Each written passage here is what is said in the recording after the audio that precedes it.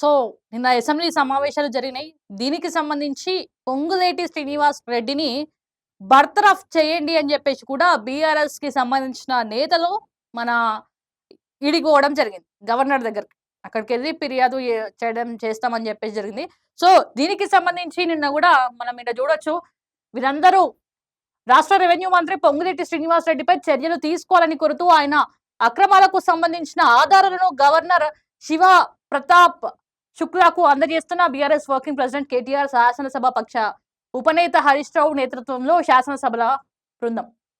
పొంగులేటిని బర్తరఫ్ చేయండి, అక్రమాలపై సిట్టింగ్ జడ్జితో విచారణ జరిపించండి, గవర్నర్ కు బీఆర్ఎస్ ఫిర్యాదు. సో మీరే ముఖ్యంగా ఏం మాట్లాడుతున్నారు?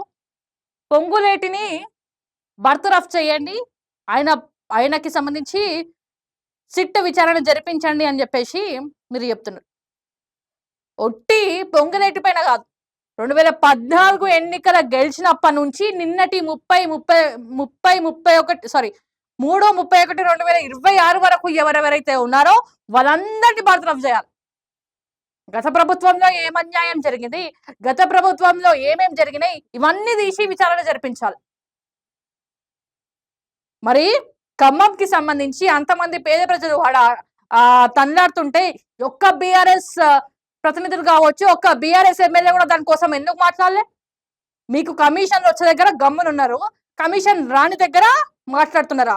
సిగ్గనిపియాల కొంచెమైనా బీఆర్ఎస్ వాళ్ళకి. మూసీ సుందరీకరణకు సంబంధించి ఒక్కడు మాట్లాడలే, ఖమ్మం పేద ప్రజలకు సంబంధించి ఒక్కడు మాట్లాడలే. ఎందుకు మాట్లాడలే? మరి కమిషన్లకు ఆశపడ్డరా? మీకు రాని కమిషన్లు ఏవైతే ఉన్నారో దానికి సంబంధించి ఇప్పుడు పొంగులేటిని బర్తరఫ్ చేయాల. సిగ్గుండాలే కొంచెమైనా. అధికారాన్ని అడ్డు పెట్టుకొని మైనింగ్ ల్యాండ్ మాఫియా అరాచకాలు, ప్రభుత్వ పెద్దలే దోపిడీ గద్దలు,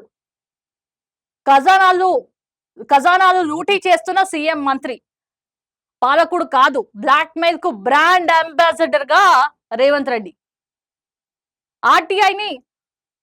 ఆర్టీఐని రూట్ టు ఇన్కమ్ అన్నట్టు అర్థమే మార్చేసిన ముఖ్యమంత్రి. రాహుల్ గాంధీ హౌస్ కమిటీ వేయాలంటారు, కాంగ్రెస్ సీఎం వద్దంటారు. అసెంబ్లీలో బీఆర్ఎస్ గొంతు నొక్కి తప్పించుకున్నారు, అయినా వదిలిపెట్టాం. అవినీతి సర్కార్ పై కోర్టుకెళ్తాం, ప్రజా క్షేత్రంలో ఎండగడతాం. కేటీఆర్ మంత్రిపై చర్యలు తీసుకోవాలని గవర్నర్ కు బీఆర్ఎస్ బృందం ఫిర్యాదు చేశారు.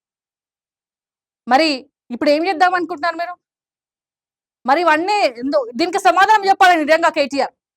మీరెందుకు ఖమ్మం ప్రజల కోసం మాట్లాడలే? ఖమ్మం ప్రజల కోసం ఒక్క బీఆర్ఎస్ కి సంబంధించిన ఎమ్మెల్యే ఎందుకు నోరిప్పలేదు? ఏదైతే మూసీ సుందరీకరణకు సంబంధించి ఎందుకు ఎవరు నోరిప్పలేదు? ఈ పొంగులేటి పైన ఎందుకు పడ్డారు? నిజంగా విచారణ ఉట్టి పొంగులేటి పైన జరగొద్దు. 2014 నుంచి గెలిచిన ఎమ్మెల్యేల నుంచి నిన్నటి డేట్ వరకు మార్చి 30, 2026 వరకు ప్రతి ఒక్క దాంట్లో చర్చలు జరగాలి, సిట్ విచారణ జరగాలి. దీనికి సంబంధించి మనం మాట్లాడదాం.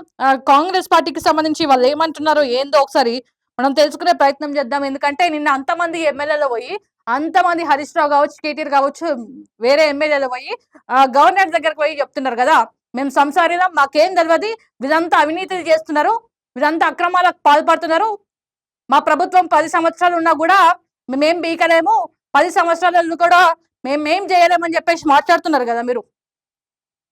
కాళేశ్వరానికి సంబంధించి ఎంత స్కామ్ అయినాయి, ఈ కాంగ్రెస్ కి సంబంధించి ఎంత స్కామ్ అయినాయి, ఇవి చిట్టా మొత్తం బయటకు తీయండి నిజంగా. ఇప్పుడు మాట్లాడుతున్నారు కదా, మీ ప్రభుత్వంలో ఎంత దోచుకున్నారు, మీ ప్రభుత్వంలో ఎంత కమాయించరు, 2014కి ముందు బీఆర్ఎస్ పార్టీలో ఎన్ని పైసలు ఉండే, 2014 తర్వాత ఎన్ని పైసలు అయినాయి, మీరు ఎన్ని కోట్లు దోచుకున్నారు, ప్రతి ఒక్క దానిపైన విచారణ జరగాలి. ఎందుకంటే ఇప్పుడు మీరు అంత గట్టిగా మాట్లాడుతున్నప్పుడు ప్రజా సమస్యల కోసం మాట్లాడండి. ప్రజాప్రతినిధులుగా ఉన్నప్పుడు మీ నియోజకవర్గానికి సంబంధించిన ప్రశ్నలు అడగండి, గవర్నమెంట్ చేసిన తప్పుడు పనుల గురించి మాట్లాడండి, అన్నిటి గురించి మాట్లాడాలి, అన్నిటి గురించి ప్రశ్నించాలి. మీరు చేసిన అవినీతి గురించి మాట్లాడండి. అవి మాట్లాడరు. మేమేం జేయలే. మేము సుద్దపూసలం మాకేం తెలవది. ఇప్పుడు కాంగ్రెస్ పార్టీ రేవంత్ రెడ్డి వచ్చినంకనే అంత గల్లంతయితుంది. ఆయన మొత్తం స్కాములు చేస్తున్నాడు అని జెప్పేసి చెప్తున్నారు.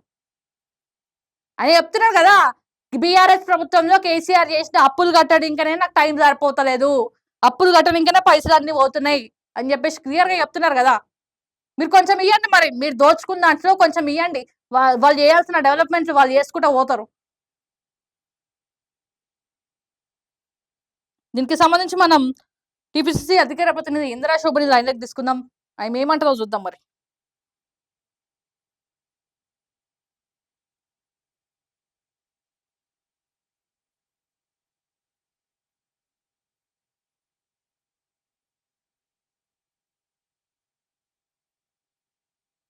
చూడండి ఫోటోలు చూడు ఇంతమంది పోయారు ఎమ్మెల్యేలంతా కలిసికట్టుగా. మాకేం తెలవది. మేము చాలా జెన్యూన్‌గా ఉన్నాం. మాకేం తెలవది అని చెప్పేసి వాళ్ళు పోయి మాకేం తప్పులు చేయలేము మేము గత ప్రభుత్వంలో. మేమేం దోచుకోలేదు. మేము ప్రజల కోసం పనిచేసినాం. ఒక్క రూపాయి మేము తినలేము అని చెప్పేసి ఆ మొక్కలు ఎట్లా పెట్టుకొని పోయిర్రేమో అర్థమైతలేదు.